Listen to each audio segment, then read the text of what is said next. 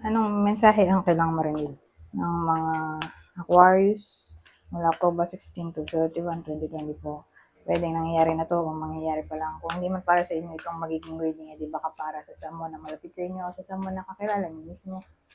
Baka may lumabas na gender, mamaya gawin nyo na lang energy, masculine at feminine energy. Pwede rin naman na huwag nyo nang pansinin ang gender. Hindi ko alam kung anong magiging reading, kung positive ba o negative. Depende sa kung anong mapipick up kong energy. Oh, dalawang Knight.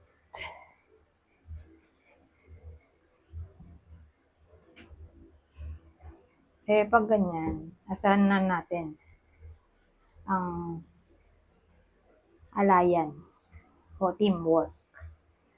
Alliance, teamwork, collaboration.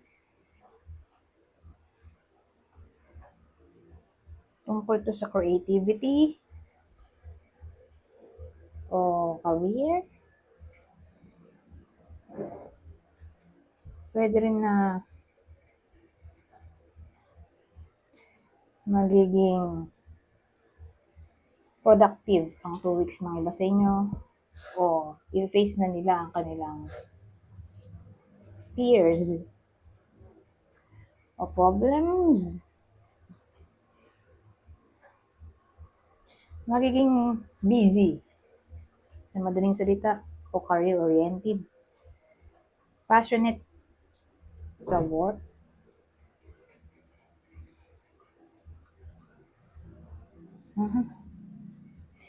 Ibang case din,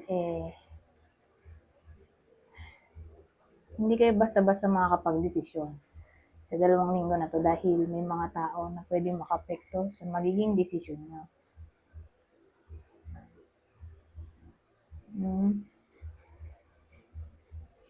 So, pwede rin tong money. Okay? Dedicated. Magkapera.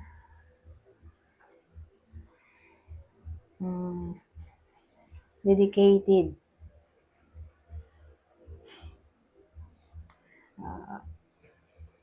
Magkapera nga. Wala na akong isip. Ano pa ba?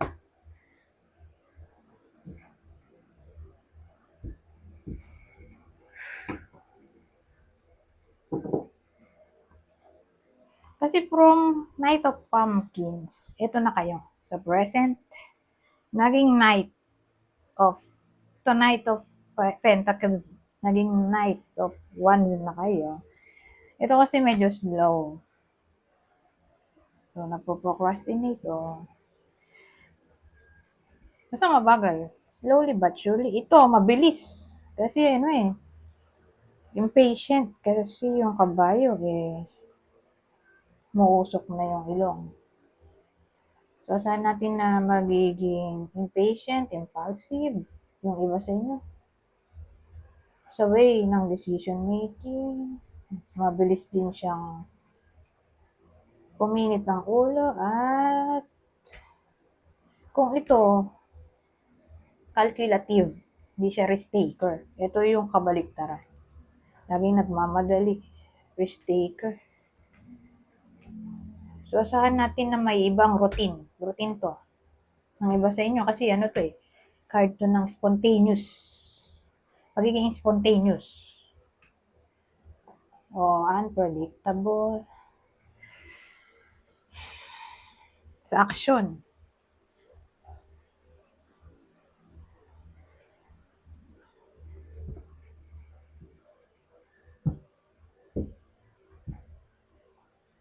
Wala na may isip. So, punta na tayo dito.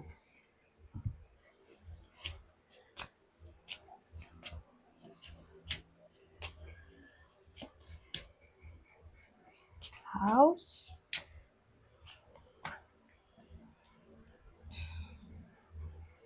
Ano yun?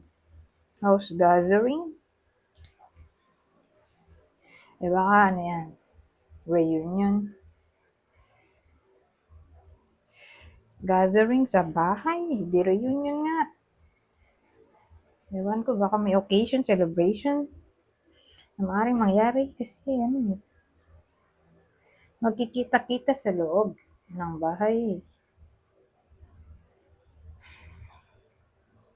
O baka may pupuntahang bahay ng kakilala, kapitbahay, yung iba sa inyo. Sa 2 linggo na to, may bibisitahin. Whether kayo yung bibisita o may bibisita sa iba sa inyo. Doon papasok sa bahay. Kasi may bahay tayo, di ba?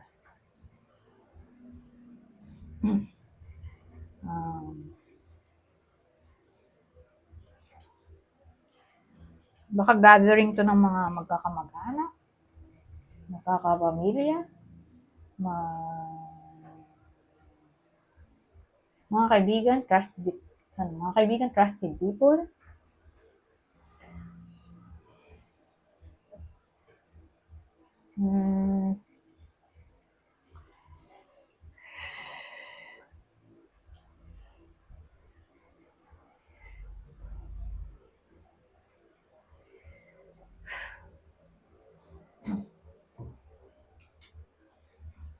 Ang hirap naman.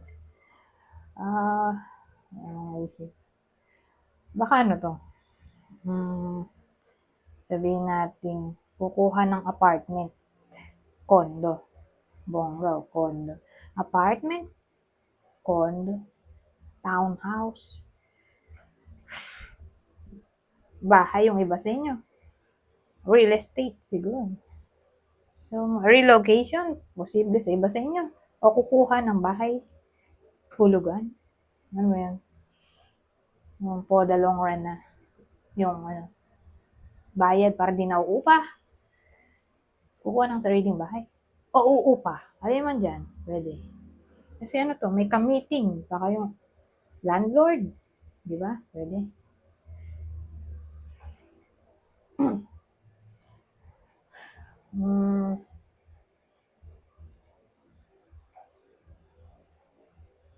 Baka ano rin to, may manliligaw. May iba sa inyo. O baka anak nyo ay makatanggap. Akit ng ligaw. O ipapakilala na. Yung syota. Sa pamilya. Di ba? Pwede rin. O baka arranged marriage to. Kung uso ba yan sa inyo. Sa Muslim, di ba? May ganun. Sa case-to-case basis, pwede rin kasing ganun.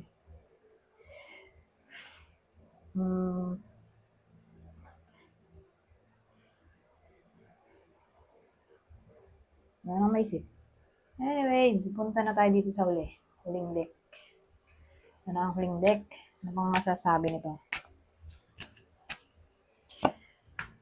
Fear, expecting the worst, afraid of failure, wasting time on negative thoughts. So, paano nabanggit yung fear? Kasi nga, nandito yung Knight of Wands na matapang. Yun yung confident, self-assured, matapang. Na Knight. Nasabi ko nga, haharapin na ang problem.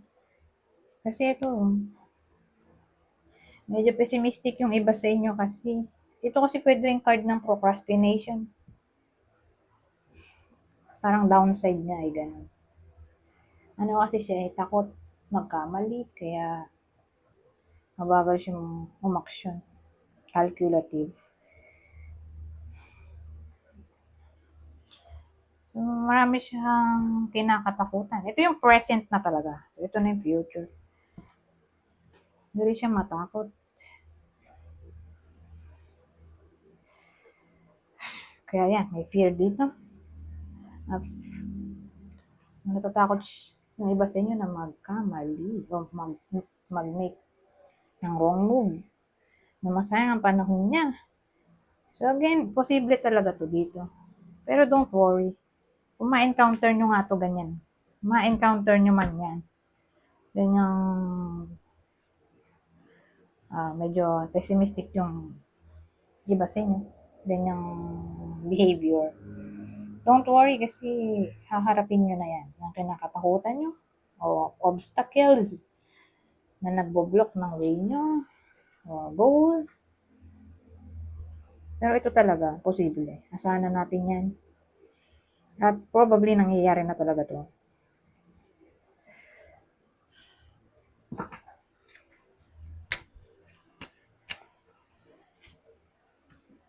Eto, mali lang yung pagkakagawa o print netong card na to.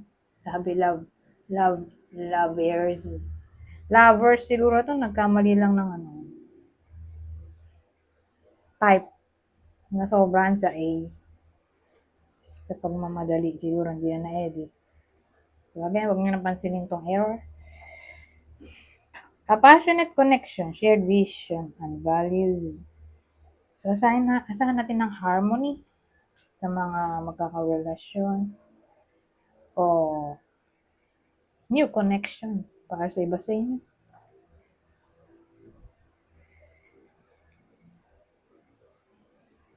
O who knows, baka maging in a relationship na yung iba sa inyo. Lalo na kung may someone na nagugustuhan o nanliligaw. So again, baka maging ganito na sila. Lovers. Sa 2 weeks na ito. So case to case basis, kunin nyo lang yung info na sa tingin nyo ay fit sa sitwasyon nyo. So okay na to. Anyways, hanggang dito na lang. Goodbye po. Now.